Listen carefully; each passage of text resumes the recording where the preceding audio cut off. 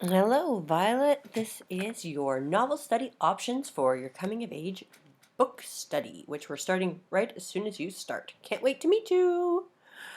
All right, so that's me. I'm Miss Allison. I'm your English teacher, ERC teacher. Usually making a face that looks like that, probably because I've had too much coffee. We'll get to know each other in the next few months. Okay, so what are we doing here? I am showing you 4 different books. You are going to pick one, and then you are going to read it and probably do some activities about it. Answer some questions. It'll be fun. It'll take about 3 weeks. Okay, so your first option is Stargirl by Jerry Spinelli. This is the only story that has a male protagonist. It's set in high school in the USA, and it's about a guy named Leo, and Leo is just kind of your run-of-the-mill teenage guy in grade 11. He's pretty average until this new girl shows up at his school. Everyone loves the new girl at school. Come on, right? And her name is Stargirl. What? Yeah, that's right, Stargirl. So she is this ukulele playing hippie girl, and everyone's like, "What's with that chick?" But then she just is so nice that everyone's like, "She's wonderful, and we love her, and she's super popular." And Leo's like, "I really like her. I don't know how to handle my life." But then things happen and the story conflict gets rolling. I'm not going to spoil anything for you, but it's a really great story. It's a classic coming of age story. I highly recommend it, but as you'll notice, I'm going to highly recommend all 4 of these books. Otherwise, why would I be getting you guys to read them? That would be silly. They're all good. Stargirl. Great book. It is in the middle of the road for challenging level. It's a bit longer. It doesn't look longer when you see it, but it's got small font.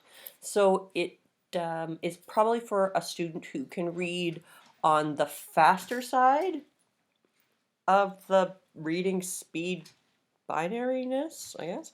Um, but yeah, average speed or slightly fast readers are totally able to handle this book.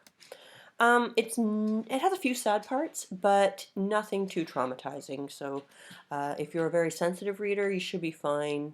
Um, it's a good book. There's a few sad scenes, but it's okay. Book number 2 is Safi's Angel by Hilary McKay. Now, this is a road trip story, and it's about a girl named Safi who lives in England with her brother and sisters and her mom, and her dad is part of her family, but he lives in London. He is I'm air quoting right now, a real artist. And her mom is more of an amateur artist who also looks after the kids. Again, spoiler, I do not like Safi's dad. So when we're reading about it, I'm going to be making eye rolls every time her dad comes up in the story. Do not like that guy. But whatever. To each their own. Her mom's pretty cool. They live in a fun, funky house called the Banana House. Everything is going along fine until about page 4. What?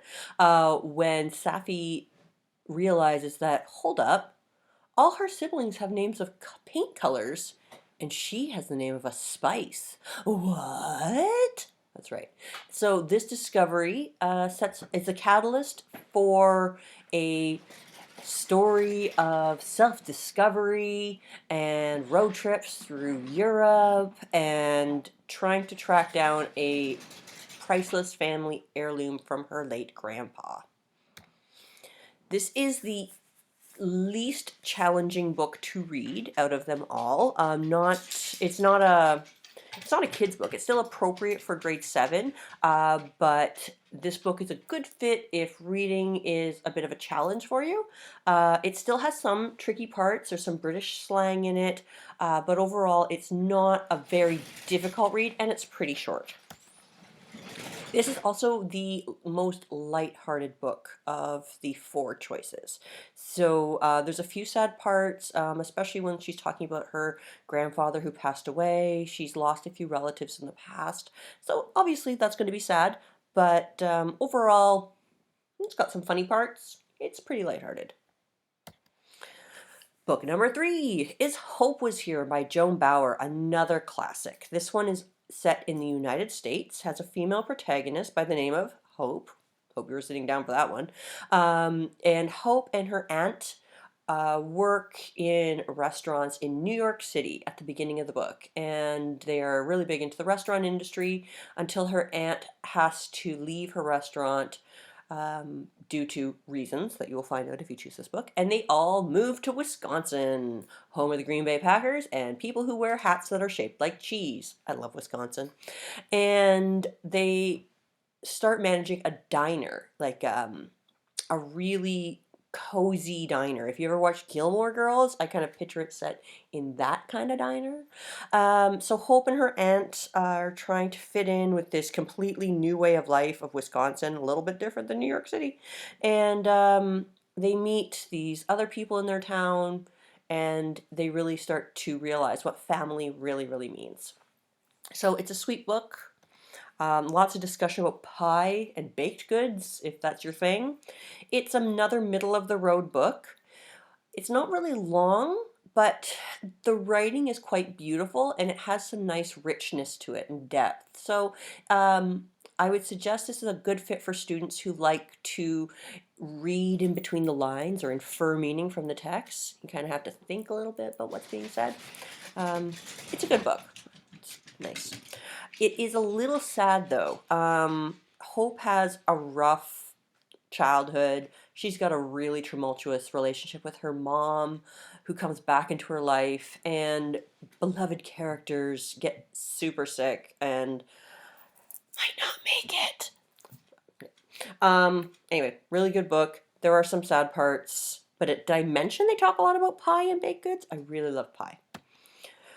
Last book, Saving Francesca by Melina Marchetta. This is an Australian book. It is about a girl by the name of Francesca. She goes to an all-girls school until that school merges with the boys' school down the street, St. Sebastian's. This kind of throws her whole world into chaos. She just kind of wants the good old days of when she just hung out with her friends and they just played like ponies outside at recess. She knows that she's growing up. She knows she's being a teenager and everyone else is being a teenager, but there's just this part of her that just really likes childhood and the innocence of it. Not that she wants to be a kid forever, but she just, I don't know, sometimes she just feels like the stress of teenage life and being who everybody else wants her to be is just a little bit much. So everybody kind of has their opinion of who Francesca is, and the person who kind of doesn't have an understanding of who Francesca is Francesca. So she's got to figure out herself. The kind of the big B storyline in this whole thing, it's pretty big as the A story, but Francesca's mom, Mia, is this really outgoing lady who like sings really loud ABBA songs in the morning. Like she's really high energy until one day she just gets super depressed and won't get out of bed. And this lasts for months and nobody's talking about it. And it's really stressing Francesca out, understandably. So she's got the school stuff going on. Her friends are being weird. Her mom is sick. Her dad's not talking about anything. Francesca's got it going. Does not have a good situation going on. So that's the book. This is the longest book out of the four. It is not super difficult vocabulary wise. There's a few tricky Australian slang words, but you'll figure it out. There is a little bit of, how do I say it, like mature themes is what I used in this slide. Nothing too risque, like it's appropriate for your age level, but there is a little bit of underage drinking. I believe there might be a character, like a side character who smokes. There might be some like borderline rude language, but again, nothing over the top. I would not assign a book like that, so don't worry. The length is what's the problem. If you happen to be a slower reader, this may not be the book for you. If you're interested, I'll just lend it to you. You can read it on your own time. But if you're a fast reader and you think you can manage to stick to a pretty tight schedule, this could be a fun book for you. It is the saddest book out of the four. Again, nothing that's going to make you super, super traumatized, but of the four, it is the heaviest emotionally. I'm not going to say you're actually going to cry, but students who have read this one in the past say it is like the most sad.